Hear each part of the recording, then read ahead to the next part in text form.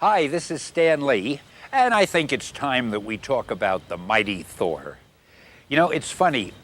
I had created a number of superheroes for Marvel, and I worked mainly with a wonderful artist named Jack Kirby, and one day Jack and I were talking. We wanted to do another hero, and the mighty Thor, god of thunder. And I liked the idea that he could create storms, that he was one of the strongest, if not the strongest, of all the Norse gods. And I especially liked the idea that he had a hammer. In 1962, Marvel Comics' The Mighty Thor was created by Stan Lee, Larry Lieber, and Jack Kirby in Journey into Mystery, issue 83. Many comic book historians have called these credits into question. This is despite the fact that Stan Lee explained in the Origins of Marvel Comics the Marvel method of storytelling, where the artists were more involved with the storytelling and pacing. Jack Kirby didn't need much, according to Lee. In Stan's own words in the Castle of Frankenstein issue 12 interview, some artists such as Jack Kirby need no plot at all. I mean, I'll just say to Jack, let the next villain be Dr. Doom. Or I may not even say that. He may tell me, and then he goes home and does it. He just about makes up the plots for these stories. All I do is a little editing. I may tell him that he's gone too far in one direction or another. Of course, occasionally I'll give him a plot, but we're practically both the writers on these things. As described by Steve Ditko, artist and co-creator of Spider-Man, the Marvel method was the process of Lee writing a 1 or 2 page synopsis for the artist who must draw 21 to 24 pages of story art panels. Stan Lee and Jack Kirby would create many great characters this way, but the first appearance of Thor was not done using the Marvel method or Marvel style. This is why we are delving into the secret history of Thor and the possible origin of the Marvel character. There's been a great war of words between Stan Lee and Jack Kirby and their fans. Whatever we did together, and no matter who did what, and I guess that's something that'll be argued forever, but I think that the product that was produced was really even more than a sum of its parts. I think there was some slight magic that came into effect when we worked together, and I am very happy that we've had that experience. Well, I was never sorry for it, Stanley. It was a great experience for me, and certainly if the product was good, that was my satisfaction. Let me first point out that Stan Lee wrote in the Origin of Marvel Comics that he provided Larry Lieber a plot. Within minutes, I rushed to the typewriter and pounded out a synopsis for Larry. Even though I wouldn't be writing the script, I always try to ensure that the basic concept would be mine. Larry Lieber was a staff writer writing scripts for Stan's plots. The way we did it was Stan liked his own plots. So he would make up a rough plot, he'd type it out, and he'd give it to me. I went back to my room with the typewriter and typed it up and wrote it. Then I'd bring it into Stan and he'd correct it. And the more he corrected, the more I learned. And that's how I got started in comics. Comic historian Roy Thomas and Will Murray have documented that Lieber was a staff writer writing scripts from Stan's plots. During his deposition, Larry Lieber stated under oath, I got the synopsis, the plot from Stan, I wrote the first script of Thor, that was it. The civilian name of Don Blake I made up, and I also came up with his hammer. I made that, which people know about, my Uru hammer. I created that. Lieber's court testimony was not countered in court or proven false. Lastly, inker and artist Joe Sinnott drew an issue of Thor where he received a full script. In the Jack Kirby Collector 36, Sinnott said, In those early days about Thor, Jack was working off full scripts. That said, there are elements from earlier stories in the first Thor story. Before the Marvel Age of Comics, Marvel Comics was known as Atlas Comics, producing anthology titles of various genre stories. In Tales to Astonish 15, there was an earlier Thor, Thorr. In a story titled Here Comes Thor, a group of explorers find a newly discovered island with stone carvings of heads. But the stone sculptures were actually aliens planted in Earth millions of years ago. one named Thor. This spelling of Thorr was also used in the last panel of Marvel's Thor.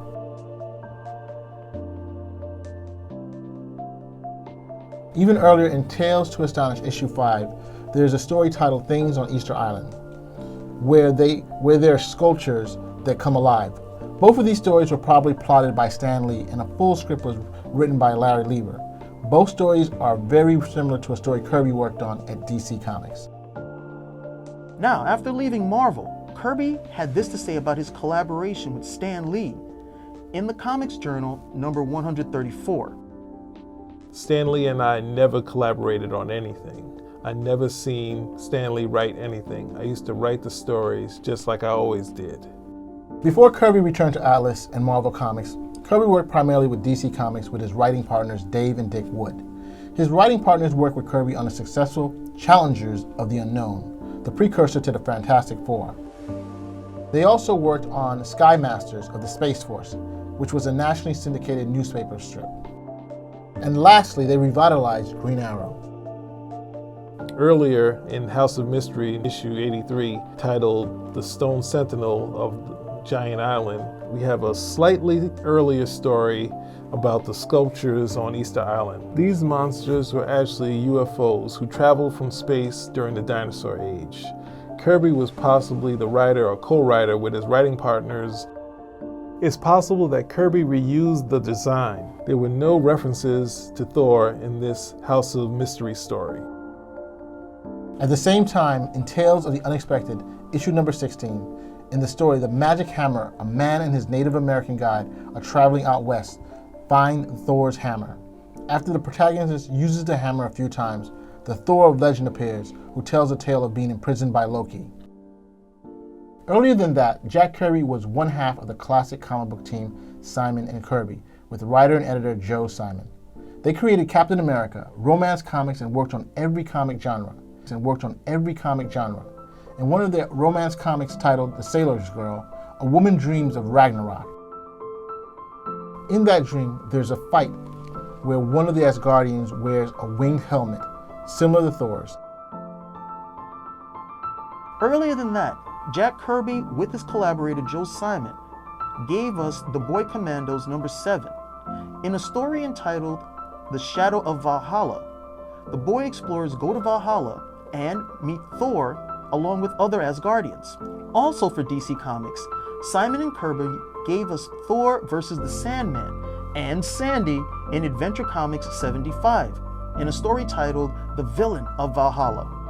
Surely, 4 Thor stories would mean that Kirby knew of the Norse god. The problem with assuming that Kirby brought Thor to Marvel is that the Thor he drew for DC and Mainline looked nothing like the Thor we know at Marvel. At some points, Kirby drew the hammer the same, but Marvel's hammer was longer and made of Uru metal, an element named by Larry Lieber. And Kirby wasn't the only person who knew about Thor in Norse mythology. Charlton Comics was a competitor of DC and Marvel, and produced one of the first atomic heroes in Captain Atom. They also produced many anthology titles and some monster movie tie-ins.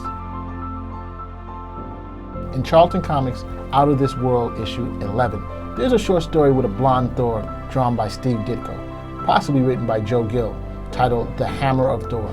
Ditko also drew a Viking with wings on his helmet. In another Charlton story titled The Incredible Walking Stick in Unusual Tales issue number 18, a man buys a cane imbued with the power of Thor's hammer. Now, Charlton Comics had 2 stories with 3 elements of the Marvel Thor. Does this mean that Stan Lee or Jack Kirby looked at these books while creating Thor? And where was Stan Lee during this time? When Simon and Kirby created their creation of Captain America in the 1940s, Stan Lee became the editor of Timely Comics, which would later be renamed as Marvel Comics. In Venus issue number 12, a red-haired, red-bearded Thor appeared, as did Loki. Loki appeared a few issues before that, both looking nothing like Marvel's Thor. Though the Timely Thor was similar to the Thor of legend. Some online sites have given Stan Lee credit for writing the Venus series, But since there is no written credit, Stan Lee as editor would have either bought the script and or edited the story as lead editor at Timely.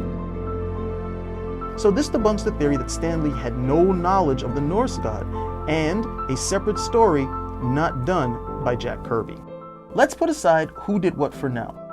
Marvel's Thor borrows much from Captain Marvel, whose first appearance was in Wiz Comics issue number 2. The story is about a young Billy Batson who transforms into a godlike man, granted powers by the wizard Shazam, and becoming his champion, Captain Marvel. Captain Marvel was extremely popular, so much so Fawcett Comics decided to put out a companion book, Captain Marvel Adventures, drawn by one Jack Kirby. Though Captain Marvel's creation was credited to Bill Parker and C.C. Beck, Jack Kirby would claim that he co-created the character.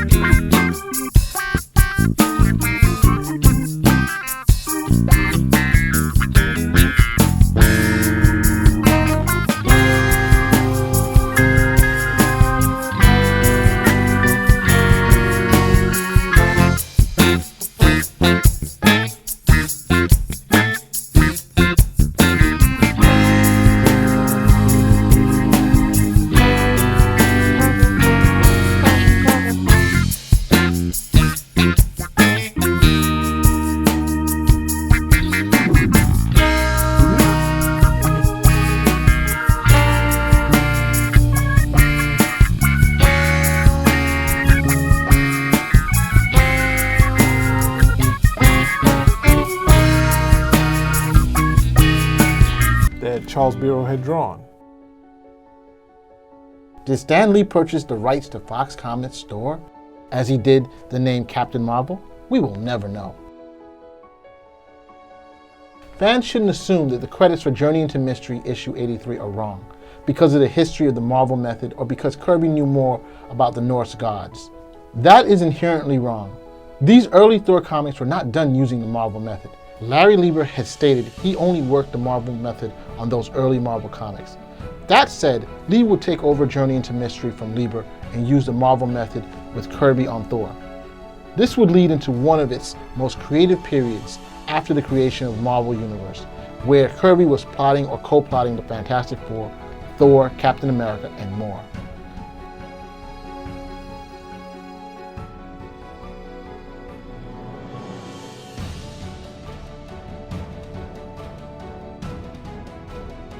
Next episode, we try to piece together what was Jack Kirby's original design for Spider-Man, and did he ever reuse it for a later character? Spin Rack out.